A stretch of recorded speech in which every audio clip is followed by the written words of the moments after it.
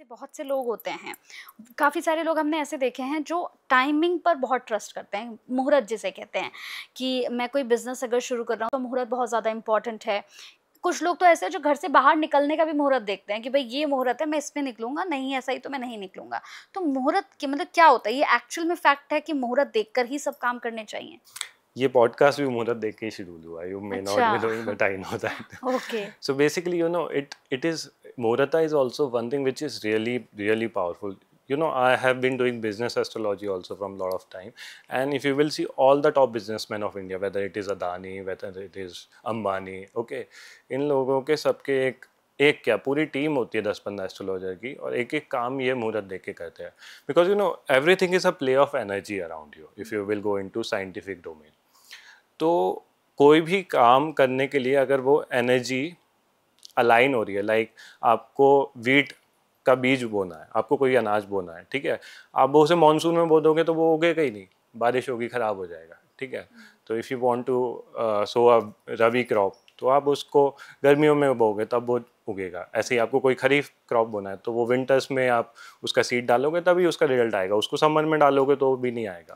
तो ऐसे करके if you will see every thing in our life has a certain energy, certain pattern, और उसके अकॉर्डिंग अगर एनर्जी अलाइन हो रही है यूनिवर्स में और उस समय आप वो काम करो तो it brings better results.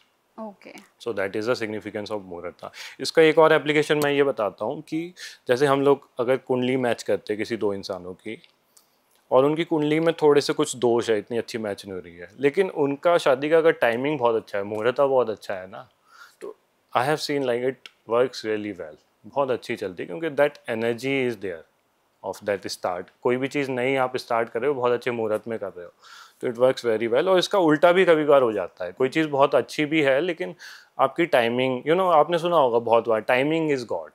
Okay, it's all about timing. तो कोई चीज़ बहुत अच्छी भी है, ओके, लेकिन उसकी अगर टाइमिंग गड़बड़ हो गई.